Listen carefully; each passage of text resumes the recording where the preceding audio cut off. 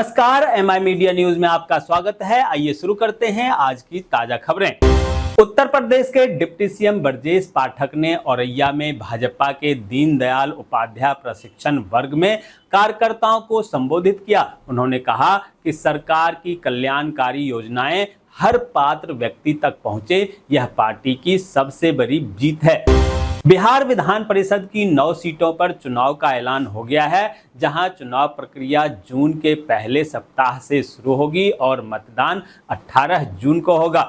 दिल्ली विश्वविद्यालय ने Delhi high court को बताया कि बकरीद के दिन परीक्षा आयोजित करने के खिलाफ दायर याचिका पर वह छात्रों के धार्मिक अधिकारों का पूरा सम्मान करेगा। जो छात्र बकरीद मनाना चाहते हैं वे विधि संकाय के डीन को सूचित कर सकते हैं। उनकी परीक्षा 4 जुलाई के बाद दोबारा आयोजित की जाएगी। हरियाणा विजन 2047 के तहत परिवहन विभाग की समीक्षा बैठक में मुख्यमंत्री नायब सिंह सैनी ने बड़ा निर्देश दिया। उन्होंने कहा कि लोगों को निजी गाड़ियों की बजाय सरकारी बसों का इस्तेमाल करने के लिए बेहतर और ज्यादा बस सुविधा देनी होगी। झारखंड हाईकोर्ट की अवकाशकालीन पीठ ने रंगदारी मांगने के आरोप में गैंगस्टर विकास तिवारी और अमन श्रीवास्तव को जमानत दे दी है। निचली अदालत से राहत न मिलने के बाद विकास तिवारी ने हाईकोर्ट में याचिका दायर की थी।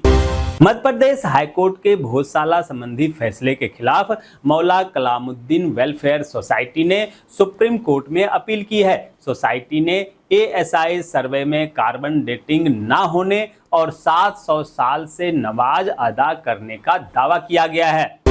हिमाचल पंचायत चुनाव में शिमला के रामपुर विकास खंड की नरेन पंचायत के बरांदली वार्ड नंबर 1 में मतदान रद्द कर दिया गया है, क्योंकि यहां मतदान कक्ष में नोटा स्टेप छूट जाने और मतदाताओं द्वारा उसका उपयोग करने के विवाद के बाद यह निर्णय लिया गया। जम्मू में मिड डे मील बनाने वाली कुक कम हेल्पर महिलाओं ने 25 रुपए प्रति दिन की कम दिहाड़ी और अस्थायी नीति की मांग को लेकर प्रदर्शन किया। उन्होंने सरकार को चेतावनी दी है कि यदि उनकी मांगें पूरी नहीं हुई तो यह आंदोलन बड़ा रूप ले सकता है।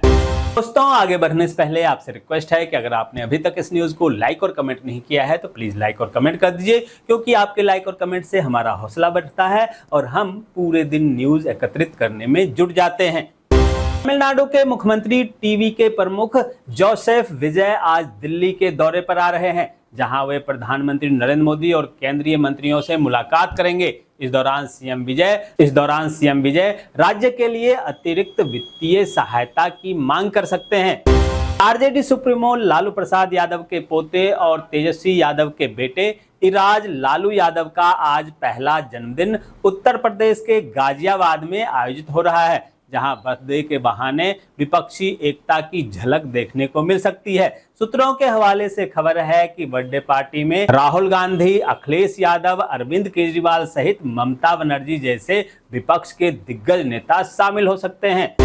पश्चिम बंगाल में भाजपा सरकार आने के बाद सीएम शुवेंदु अधिकारी ने अन्नपूर्णा योजना का ऐलान किया। इसके तहत महिलाओं को हर महीने 3000 रुपए मिलेंगे, जिसके लिए आज से फॉर्म भरे जा रहे हैं। साथ ही पश्चिम बंगाल में सरकार ने राज्य के 400 स्पेशल कैंटीनों में 5 रुपए में मछली चावल का भोजन उपलब्ध कराने को कहा है। बिहार में आर्थिक तंगी की अफवाह के बीच बिहार के सीएम सम्राट चौधरी ने आज मंत्रिपरिषद की बैठक बुलाई है। इस बैठक में कई महत्वपूर्ण योजनाओं और सरकारी प्रस्तावों को मंजूरी मिलने की संभावना है।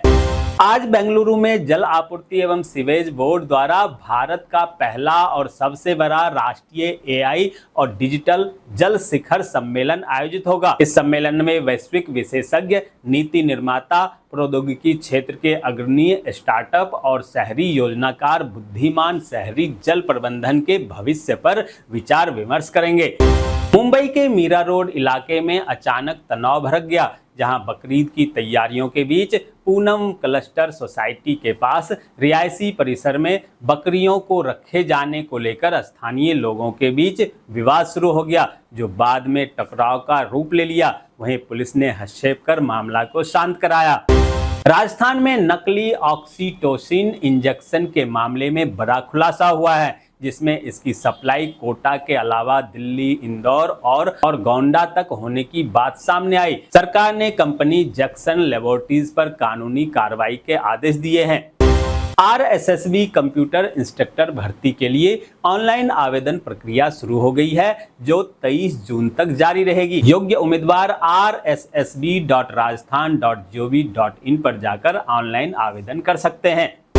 तो ये थी आज की ताजा तरीन खबरें। ऐसे ही खबरों से अपडेट रहने के लिए चैनल को सब्सक्राइब कीजिए, नोटिफिकेशन बेल को दबाइए, वीडियो को लाइक कीजिए और ज्यादा से ज्यादा शेयर कीजिए, ताकि आप और आपके जानने वाले रह सके देश और दुनिया के तमाम खबरों से अपडेट।